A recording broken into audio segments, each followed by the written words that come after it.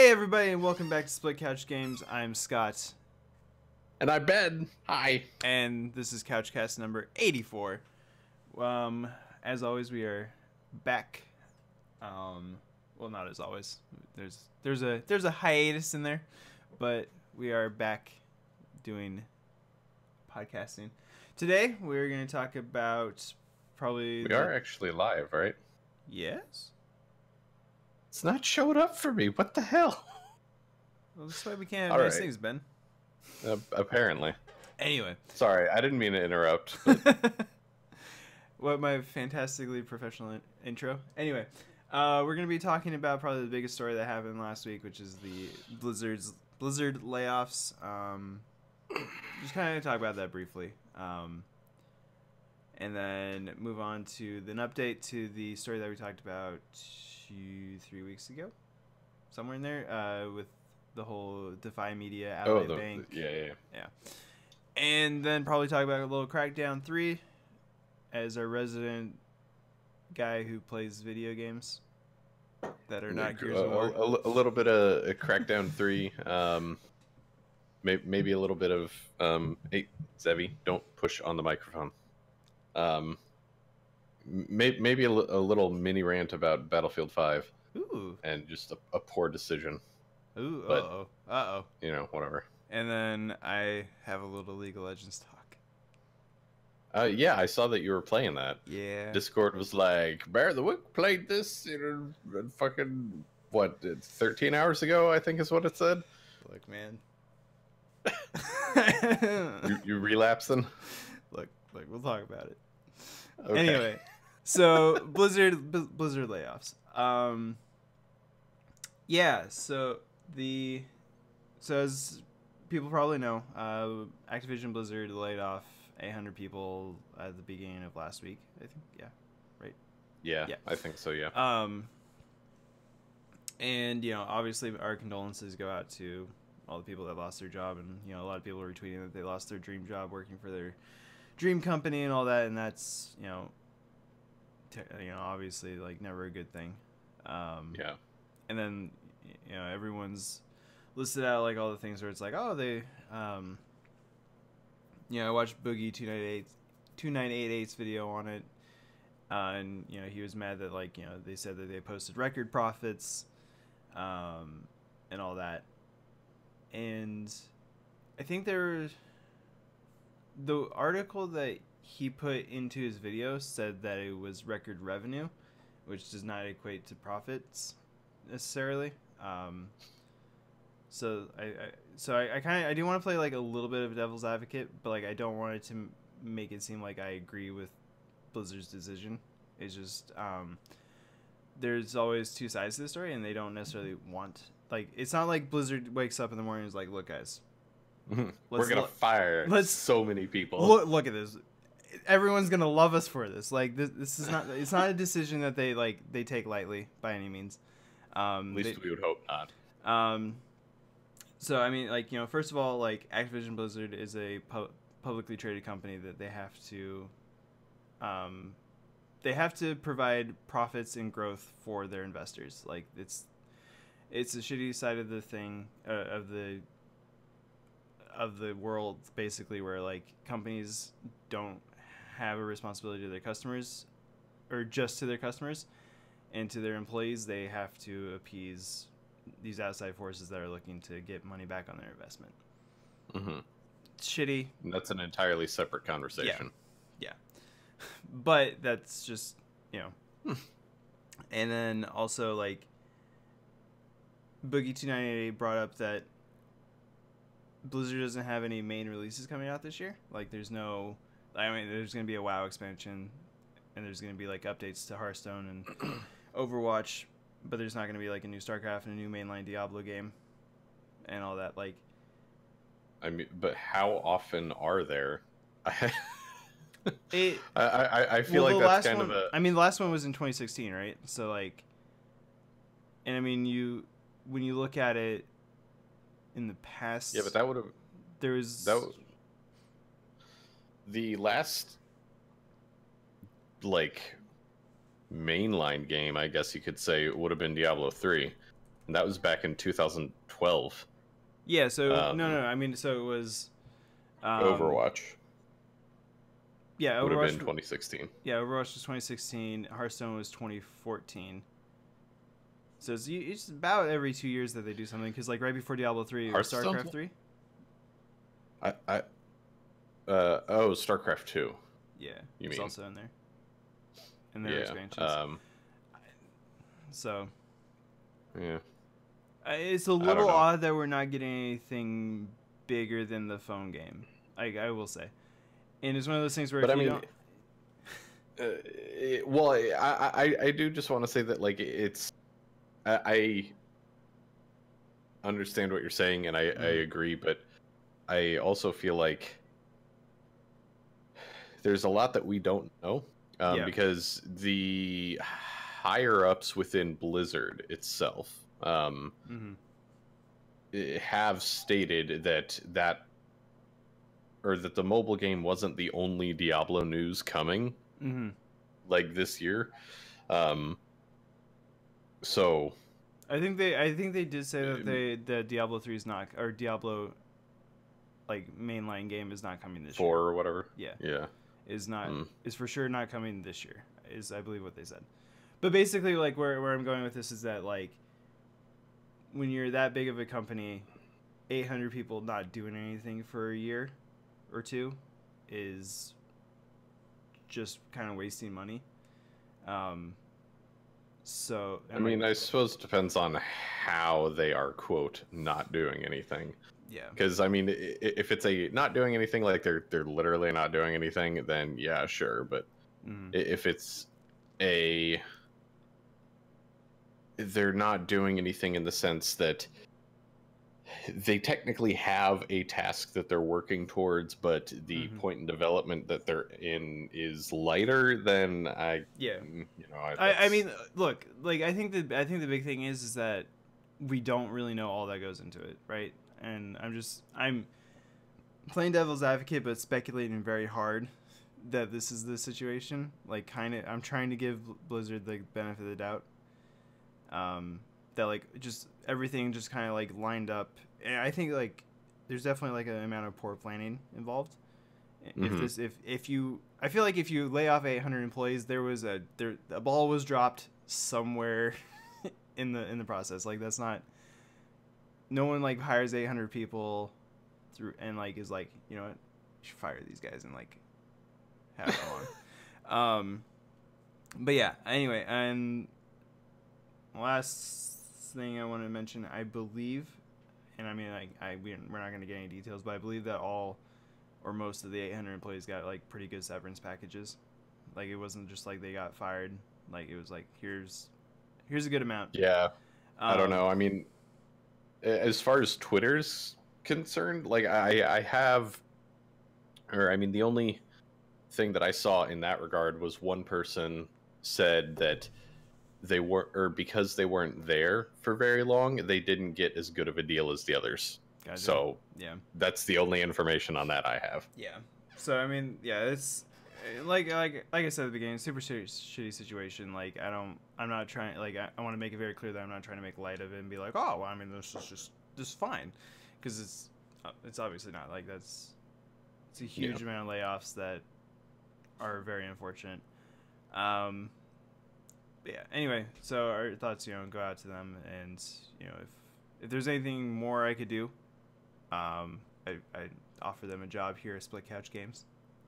Yeah, but you can come work for us, doing a lot of work for $0 a month.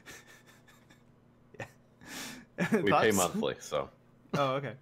Yeah, I mean we could pay weekly. I mean, we could, but the number's not going to change. It's still going to be 0. Yeah. Anyway, so moving on from that shitty situation to the next shitty situation. So there's been MatPat gave an update to the whole Defy Media Ally Bank situation, where basically Ally Bank responded to the outpouring of support that basically the YouTube community gave, and said, we hear you, and we appreciate what you're saying, but we gave a loan out to Defy Media, and they never paid it back, so this money is ours to pay back that loan. And at which point, Matt Paz like, yeah, on the surface that looks like a reasonable thing, but then listed out a bunch of major points where first, like, the biggest one is that with the way that the YouTube system works, that money never belonged to Defy Media. Like, yeah, that they were just holding it. It was all like deferred payments and everything that should have gone to the YouTubers months ago. Yeah. So it's like Ally Bank is like, well, we own the money. Like, it's our money now. It's like in our bank. It's like, no. But anyway, yeah. So like, I mean, I'll link honestly, the video in the post. But like, if you should go to the Game Theorist. I forget which one he uploaded it to. Yeah. But yeah, if you go, it's the first video. It's the $1.7 million lie. Goes into a lot more detail. The one thing that he didn't mention that I think is super important to this whole thing is that depending on the size of the loan, and probably even no matter the size of the loan, Ally Bank probably has an insurance policy out on that loan that they gave to Defy Media. Yeah. I can understand why he wouldn't mention that, though, just simply because it's largely speculation. Yeah, but I mean... Because any intelligent bank, yes, they would absolutely have some sort of, insurance on that. But there's no guarantee. Yeah, I guess that's true. Because, you can't fix stupid. It's one of those things where it's like when we bought our house, I know that or like when I bought my condo, I know that the bank has an insurance policy in case in case you disappear or die or something. And they're like, we can't get our money back. Weird. Yeah. So I mean, I think that, like, I don't know. I'm personally like, and I don't know if like because he's probably like in some sort of legal battle, he probably can't say stuff like that. I don't know, like with the but honestly, I personally have a hard time sitting here believing that the entirety of that loan makes up for the full 1.7 million. Whether it's the loan was exactly 1.7 million or it was more than that, so they're just keeping all of it, and there's still a bit of a default. The other thing that Matt Pat said was that the 1.7 million was sort of a lowball estimate for how much is in there, because no one really knows exactly how much is in there. Gotcha. So, well, I mean, regardless, my point stands. And I mean, I'm not saying that this is impossible, but it just blows my mind that any bank would loan out $1.7 million without doing thorough financial investigations into a company. He mentions that, like, he's that was his point. He was in the video, he also mentioned that when you give out a loan, you look at the financial records and you assume the risk of the loan when you do it. Like, and I was like, that's 100% true. That's why they do thorough background checks on big loans. Like, like they got to make sure that, like, you are who you say you are. Like, you have, like, I think when I was trying to get our mortgage, we had to go back like almost 10 years or something in terms of employment. I think I had to go back 7 for mine. It was somewhere around there. It was like 6 to 10, and like in that range. I had to provide like proof of like 2 different addresses, and like, and we had like pay stubs and all. Like, it was just a whole thing. And that's just to get a house. Like and not like that doesn't even and like like we're not up in the $1.7 million housing market. Split Couch Games is not that successful. Like, so and like I mean, like, Map has described like how basically DeFi cooked their books by like withholding some payments for a bit to be like, oh, look at all this Sure. money we have. And it's like I'm curious as to how like this business structure of the MCN is able to fool like accountants whose job it is to like see through this kind of stuff. And it's probably, and again, this is pure speculation. Yeah.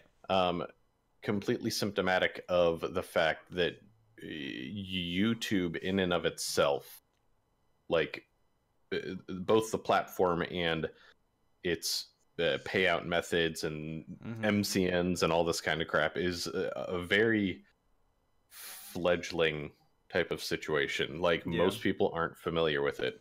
And I mean, hell, like MatPat does analytics and everything like that for it and everything. And you could easily spend like an entire fucking day of just deep research and still not even fully understand how it all works. Yeah. So I can only imagine that that's part of how it would get overlooked, but I feel like that in and of itself makes it like you would pay more attention to it. You would like, because like I'm sitting here, I'm like, okay, like I assume that because these companies all kind of like ballooned up, like, you know, DeFi, Maker, Machinima, like they all just like blew up because RIP. Right. Actually, a lot of the shows, Rooster Teeth picked up. I was gonna say, I saw that they were getting picked up. Adam Kovic's gonna be back doing Inside Gaming. Oh yeah. And that starts on Monday for those who missed that show. I actually kind of missed that show. I want to watch it probably once and then be like, I don't need this. But anyway, I don't need this.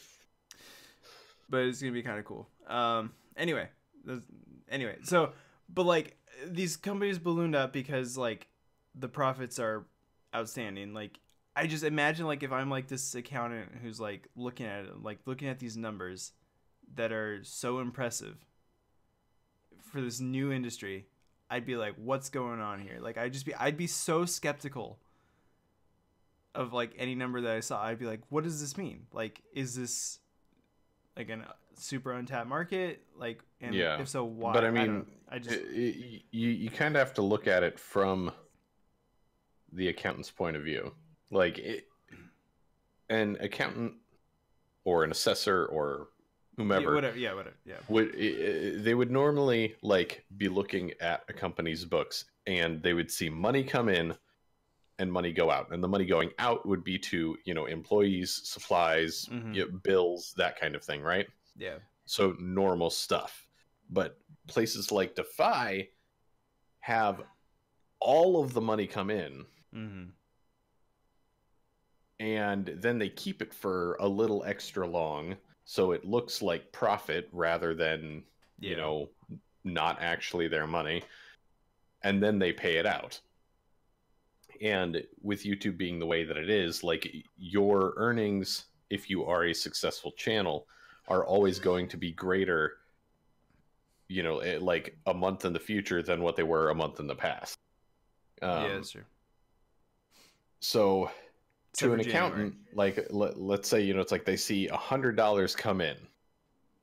Okay, well, what are your expenditures like for this month? Oh, well, they're only $80, when in actuality they should be $150 because that's what they did for that month. Like, yeah. So I guess like I guess what I'm saying is like I do get it.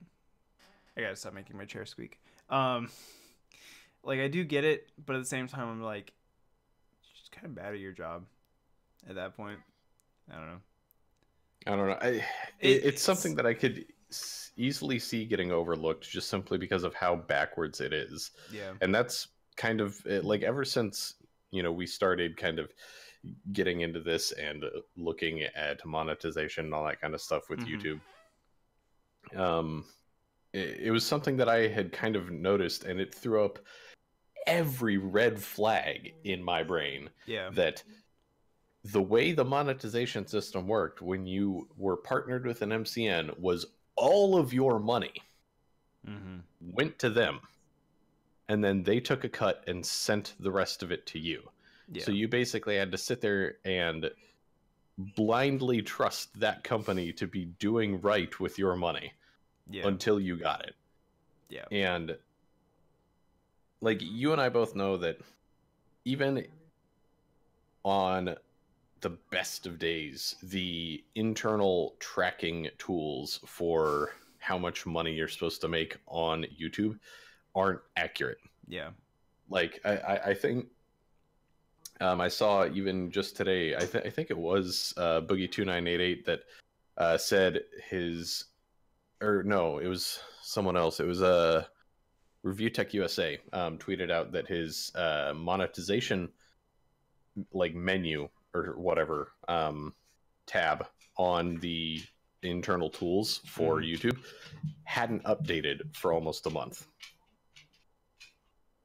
And he's like, what's going on? Like, I'm making money. I can, like, my bank account says I'm making money, but this hasn't updated. Why? Yeah. And it's kind of one of those things, like, the fact that, like, all of your money goes to them. Like, MCNs should function like an agreed upon variable subscription type of service, where they say, we will help you.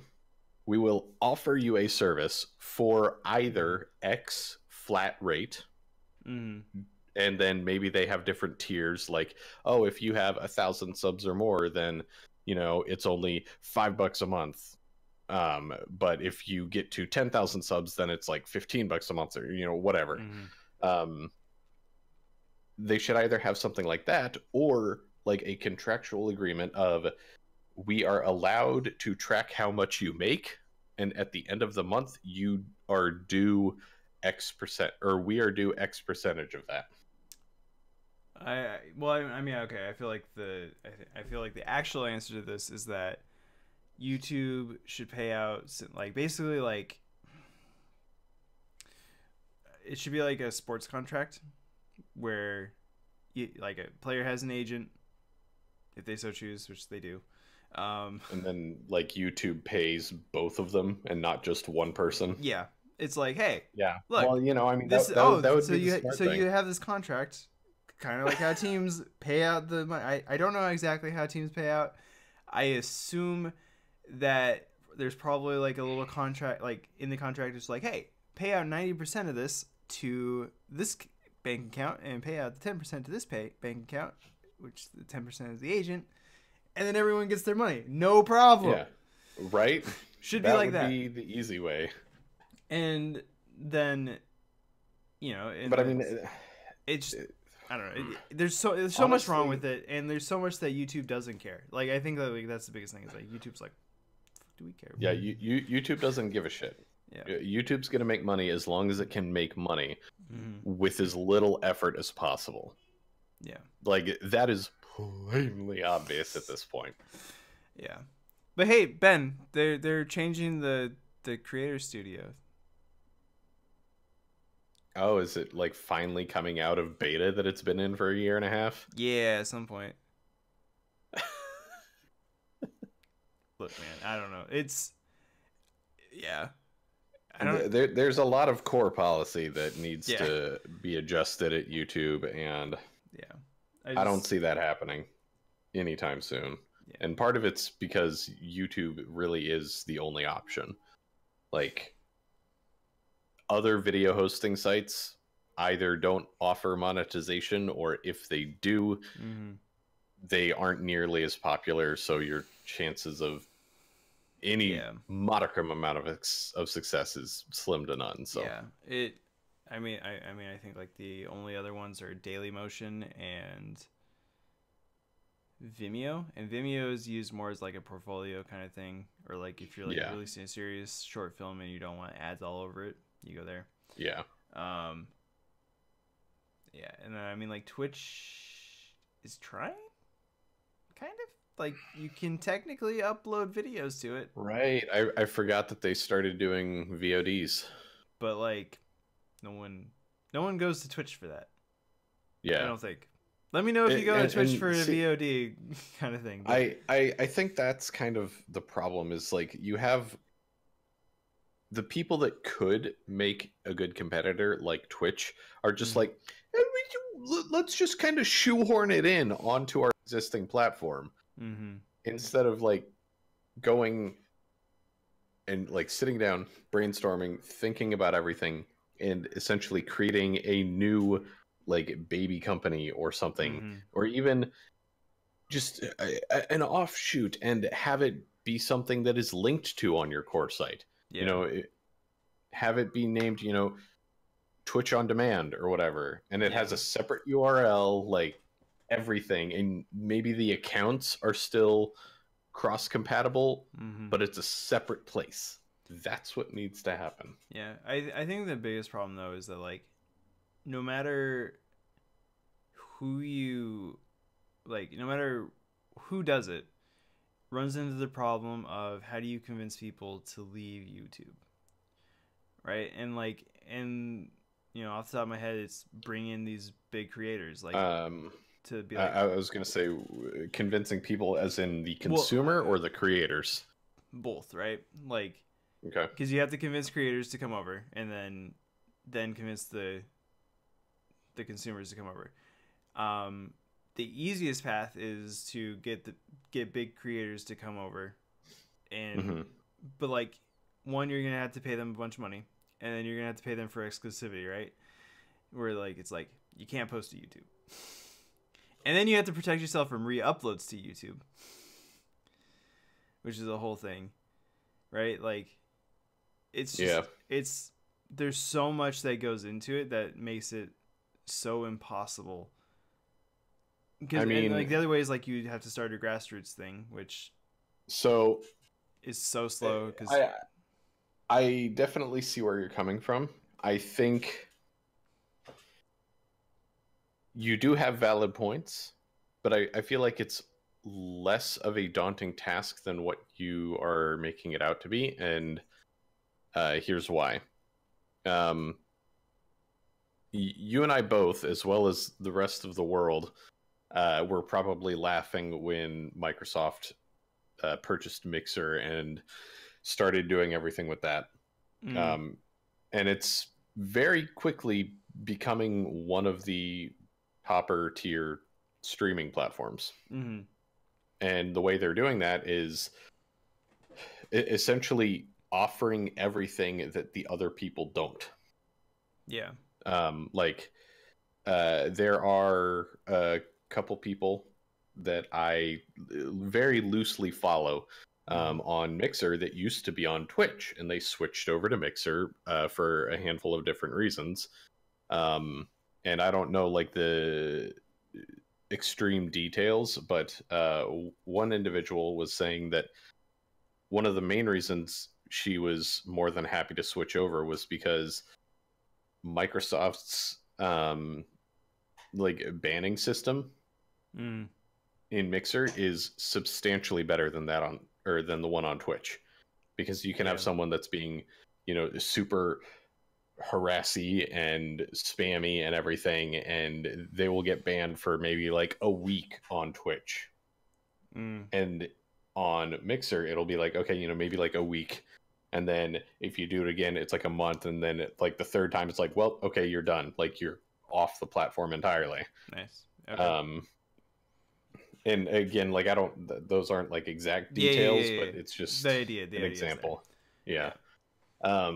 So I think if a company came out, and this is going to be especially valid if Article 13 becomes a thing, which you know what that is, the whole Europe copyright thing. Okay.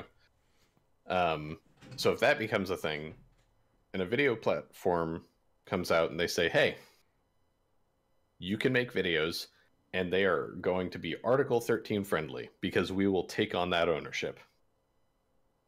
Yeah. I don't know how they would do it, but if they were able to do it, then that is a massive chunk of the viewing population of the world that people like Markiplier, if they lost that previously on YouTube, would probably sit there and consider, this may not be a bad option.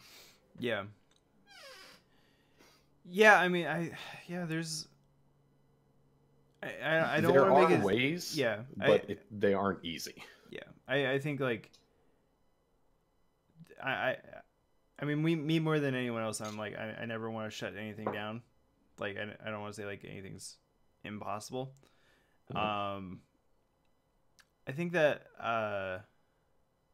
the Mixer example is definitely a good one, but there's also the counter argument where live video is much more of an like a event kind of thing, whereas like if your favorite creator's there, then yeah, you go watch it there, whereas like on demand video is less.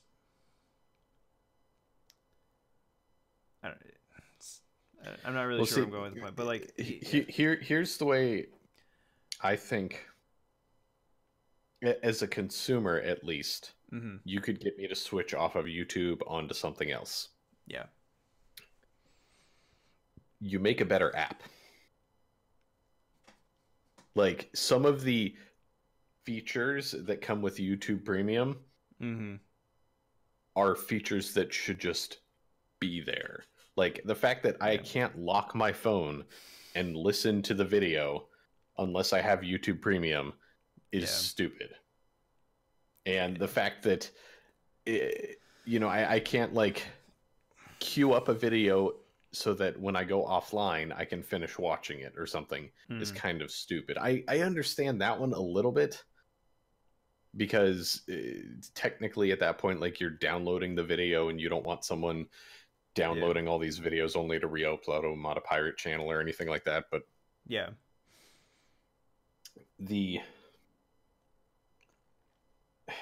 there's like lots of like little functionality bits.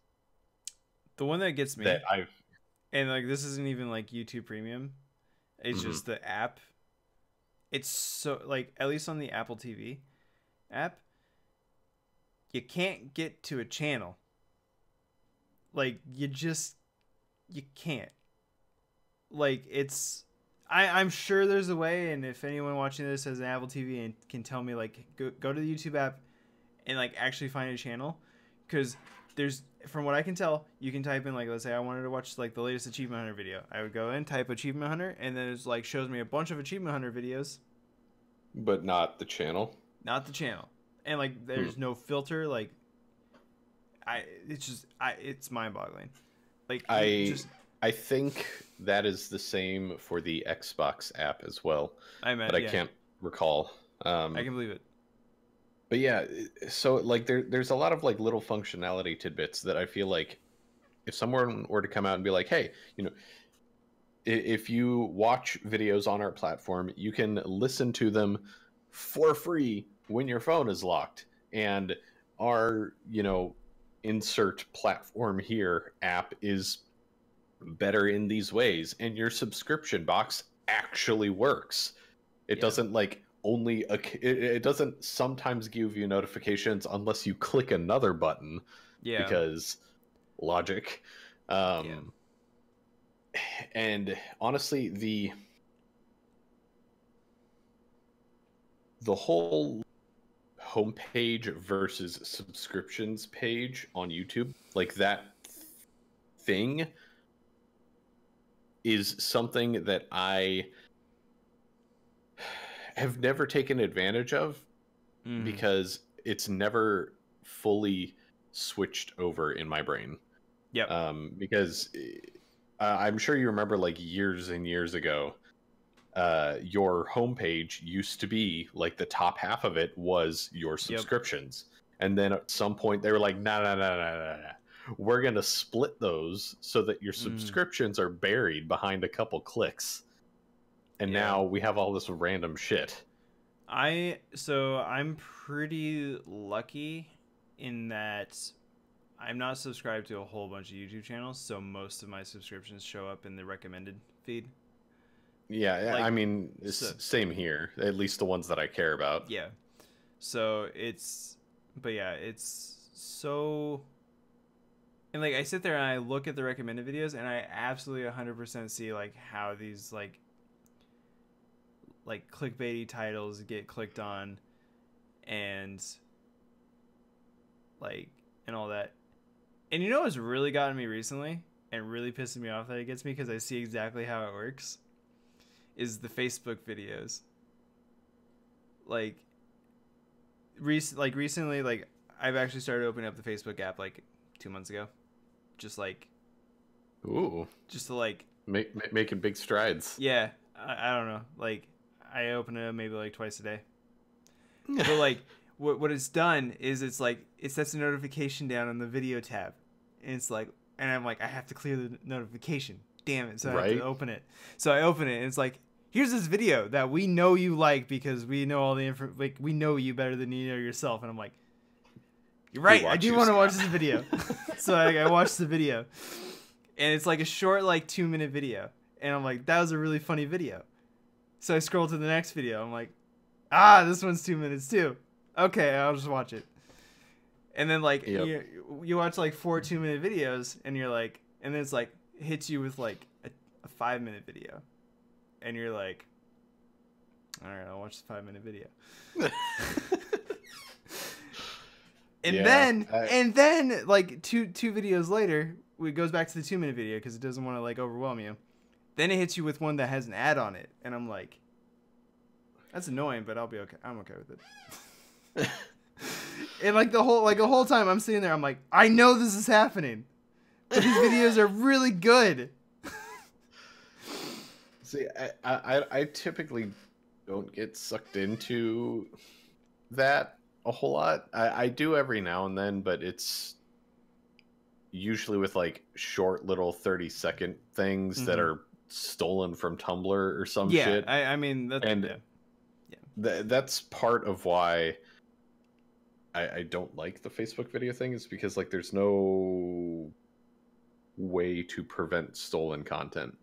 Like all the time I see, like fucking some Facebook page that's like Happy Pants or something, and they're sharing a video that's like clearly someone's YouTube video, and they don't even like cite the person. Yeah, so my Facebook videos are a lot of Neil Patrick Harris. It's a lot of like How I Met Your Mother, and he hosts this game show for Genius Kids where they do, which is so fascinating. I'm just like, how do you do it? Like the one that gets me is like, there's this one kid who can like, you give him a bunch of letters, and it's like, what's the word? And it's like, bam, he's like, that's the word, and he's like, spell it backwards, and then he spells it backwards, and you're like, fuck you. And then he does that, and like he gets like 20 or 30 words done in like a minute, and I'm like, fuck you, stupid kid. Right? Smart kid. Stupid kid being all smart and shit. Yeah, so anyway, but yeah, I think Facebook's has a good chance of being a competitor. Obviously, like there's the issue of stolen content. Yeah, and that's why, because like I feel the moment they start like seriously getting traction, you're gonna have all of these big names go like, because all of these are mine. Yeah, I think there's hurdles for anyone going into it, but I think Facebook and Amazon, I think Amazon has a good chance if they decide that they want to do it. But they also own Twitch, so that, yeah. Anyway, now that I say that, but yeah. But anyway, you get what I'm saying. Like basically, like anyone who has a user base has a chance, but they're going to have to do it correctly. Yeah, and not piss people off. What? Yeah. Which, as you know, Facebook's really good at not pissing people off. Yeah. I don't know, but I think the biggest thing that could be done to get content creators to switch over would be to have a system built out where they sit there and say, it's like, okay, if you register, quote unquote, if you will, on our platform as XYZ creator, you know, like a Let's Player or a news source, you know, like Philip DeFranco or something.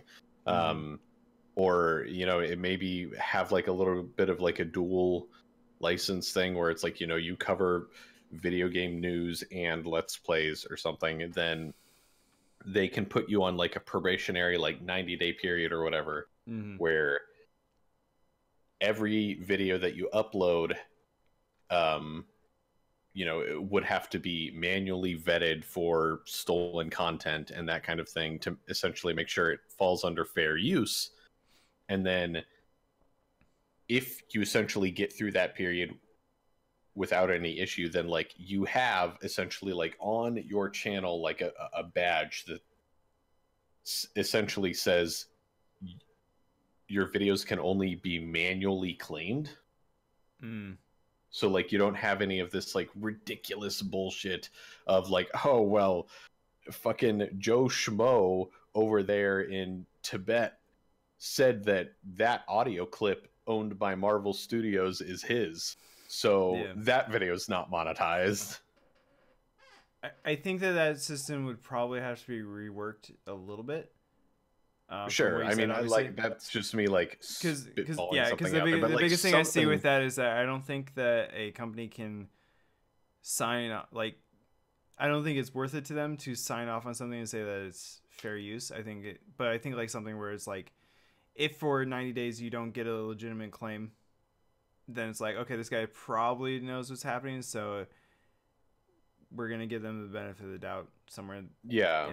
But like they just need some sort of system so that automatic claims can't happen, and they have to be reviewed in some way before monetization is fully canceled out. And that's more beneficial, I think, for people, you know, like Philip DeFranco, who it's like, oh, he said poopy, then no more monetization. And it's like, well, the video is about like the news. It's news. Like, how can I cover this very important story without saying that word or something? And I feel like at the very least, like, you know, news channels should be given a pass in some way, and I feel like that would be a great way to bring people over, is have a system like that to make the never-ending headache of monetization go away, or at least be minimized. I mean, and again, kind of playing devil's advocate for YouTube, it's a very large company dealing with a lot of people. Like, there's a lot of things that are going to have to slip through the cracks, right? Like, where it's like, this is unnecessary. But I think, like, in a lot of ways, that's the reason why there needs to be a new, smaller platform built, basically designed with like a small amount of people to start, but seeing the headaches that YouTube has growing to avoid those pitfalls. Right.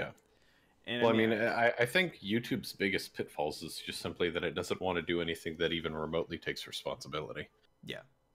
And I mean, but like that's what I'm saying is that, like, that's one of the pitfalls that you can avoid with a smaller platform.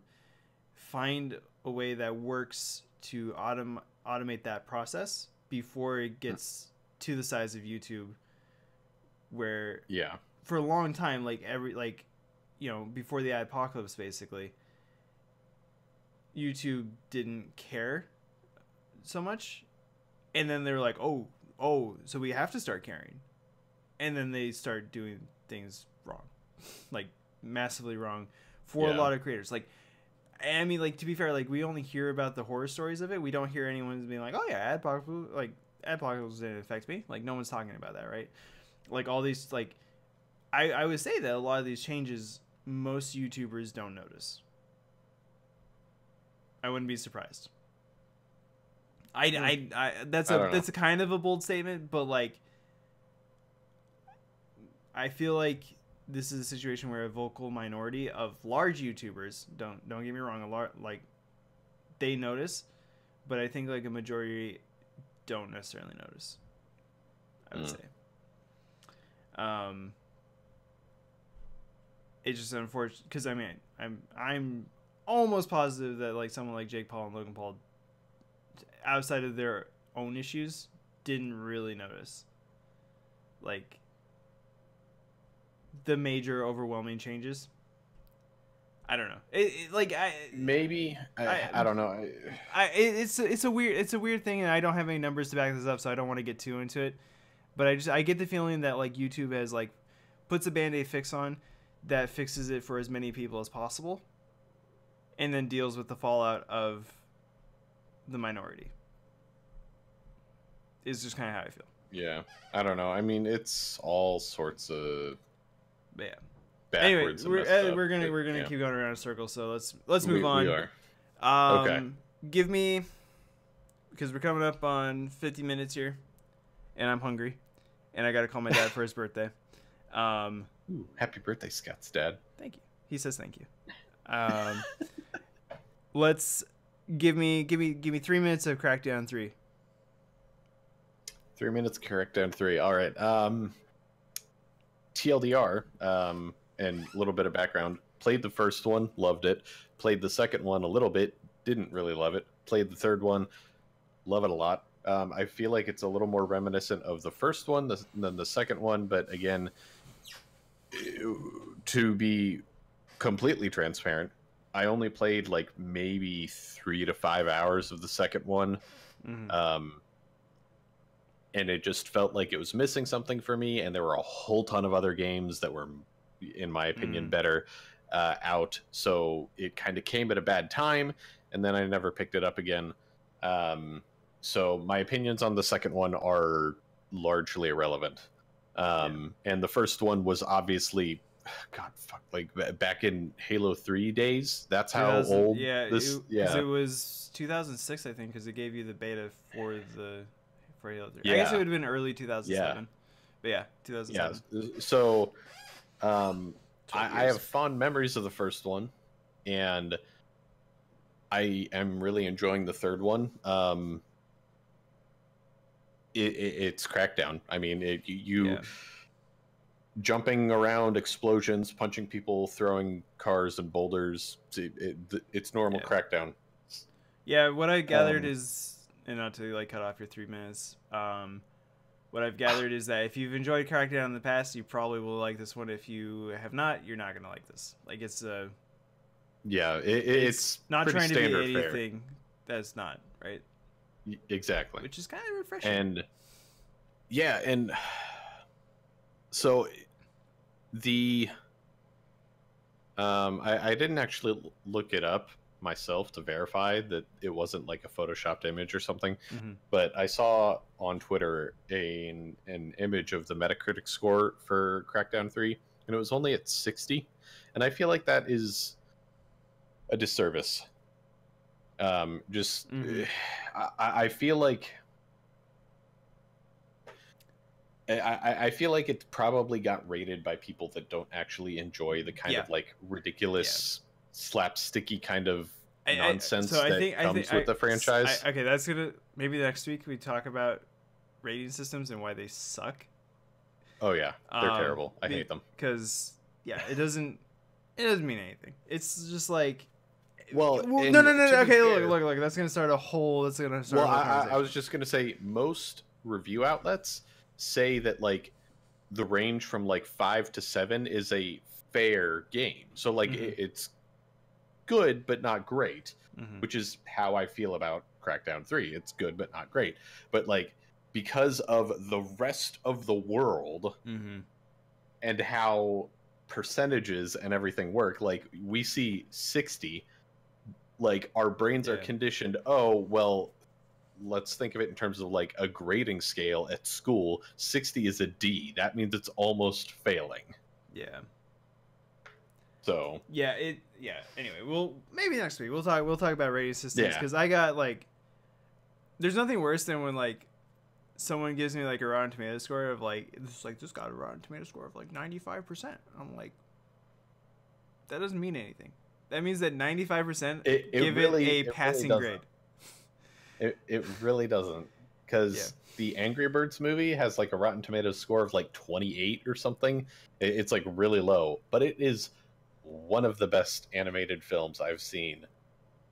Okay, anyway, anyway, so let's off topic. Table that. We'll table that for next week. Look forward to that. So Crackdown 3, worth all the delays? Not worth all the delays. Through 5 hours in or whatever, however long you've played. Simply yes or no. No qualifications, just yes or no. Worth the wait? Yes. Okay, but the connotation gives it enough.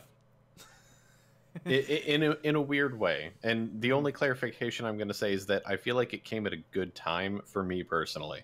Okay.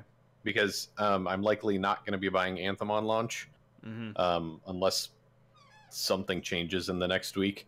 Yeah. And so, like, I don't have anything like super new and fancy to play right now. So it fills a slot. Yeah. I feel like if it came out, a few months ago, it wouldn't have been all that great, in my opinion. Yeah. Context helps. It's almost like they thought about that when they didn't release it in the holidays. Anyway. Right. Okay. You said you had a quick Battlefield rant, or you said you had a Battlefield rant, but we're making it quick. Go. Yeah. So the, you know how like their way to do audience retention essentially is to have like every week you have these challenges, complete them all, you unlock a thing. Well, this week you can unlock a new tank that you can play in, right? Ooh, okay. Cool, fine, whatever.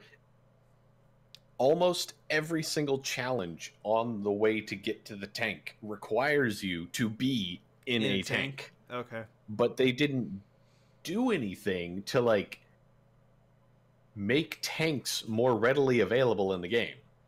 So you have the entire fucking population of the game trying to get into tanks.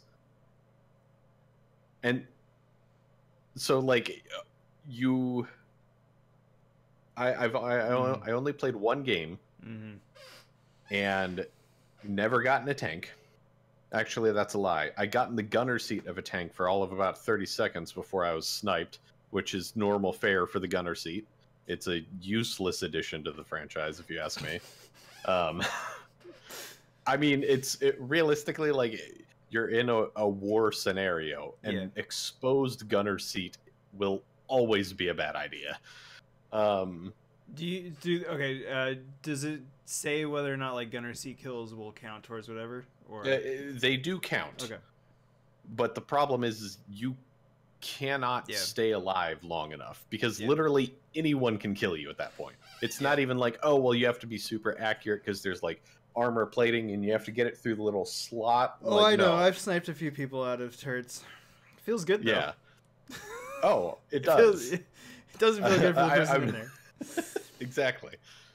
But so it's super frustrating to me that a new tank, not even just like a weapon skin or anything, but an entire new tank is locked behind all of this stuff, and it's going to be really fucking hard to do.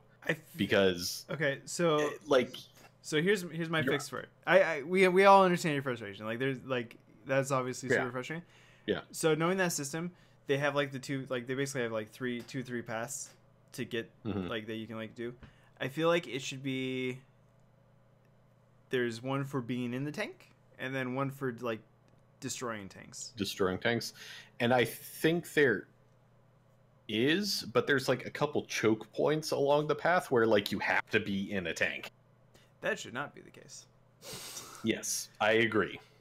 And the only like caveat to this is that there is a new game mode that's like a co-op campaign type of thing, I think.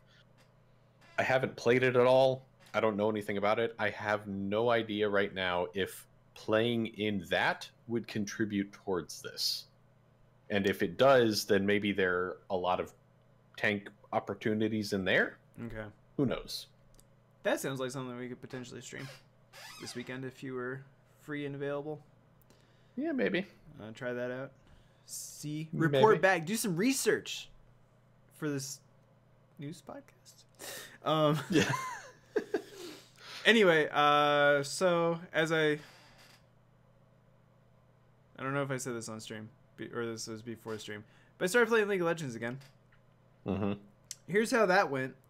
I texted my friend Sam, and I was like, Riot like released like a bunch of like cinematics and like new music to go with it, and I was like, oh, this is kind of catchy. I kind of want to play, and like I was like, oh, that's a really epic cinematic. I kind of want to play some League of Legends. So like I text my friend, I'm like, hey Sam, I need you to tell me that you don't want to play League of Legends right now. And then he's like, well, actually, I want to play some. I wouldn't mind playing some League of Legends right now. I was like, you fucker! I told you I need you to say that you don't. So we hop on. Probably the best thing that could happen is that we got absolutely smashed. Like, we lost. I was like, excellent. Don't want to play this again. Then my friend I saw that you were playing League of Legends and you didn't invite me. And I was like, it just kind of was like spur of the moment. And he was like, okay, so you want to play some League of Legends? And I was like, I guess I owe you. So we played some League of Legends. Worst thing that could happen is it went well.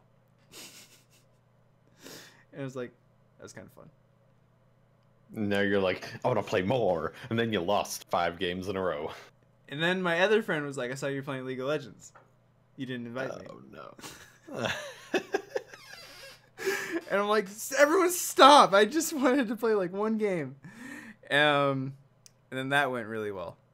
I did probably the coolest thing I've ever done in my life in League of Legends, where I played support for my friend Tim.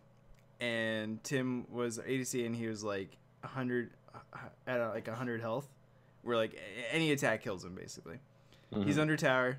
There's a Lee Sin, and like Lee Sin has the ability where he throws a thing, and if it hits you, he can jump to you.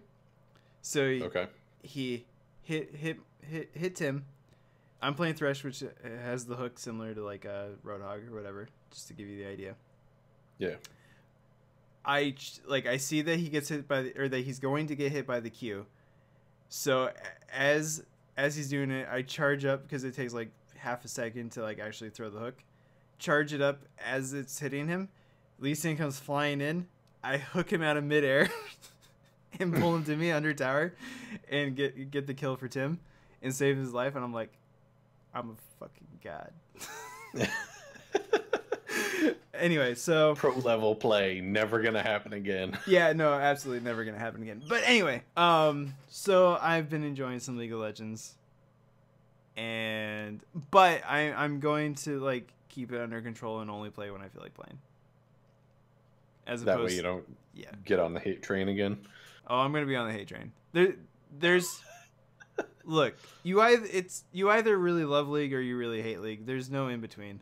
There's never like, oh yeah, that was an okay game. Like, oh okay, I was gonna say it's like I don't have any opinion about it really because I haven't really played it. I mean, yeah, if you don't play it, then like obviously you're like, whatever. But like, if you play it, either the game is fucking stupid or the game was fucking awesome. Okay.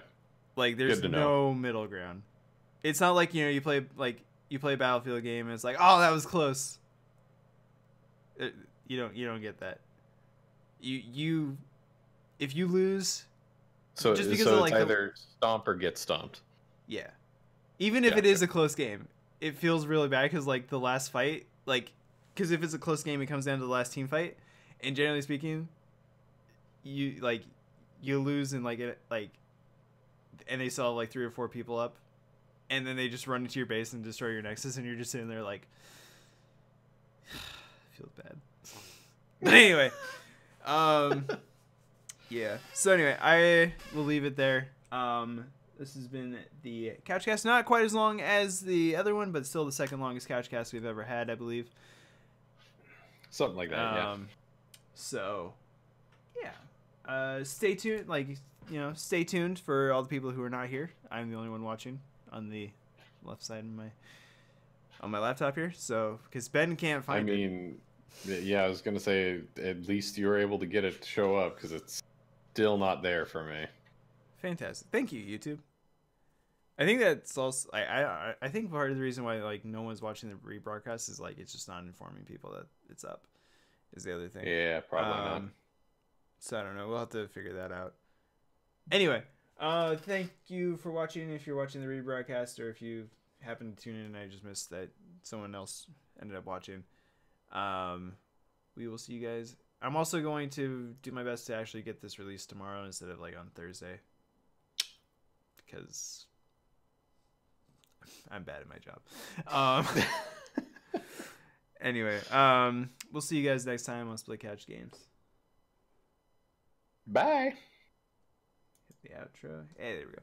So like they're giving a tank away? Yeah, that seems excessive. So, well, the way it works is they give weapons and now I guess vehicles away. Hold on. I was trying to make it funny for the outro. So, well, I'm sorry. It's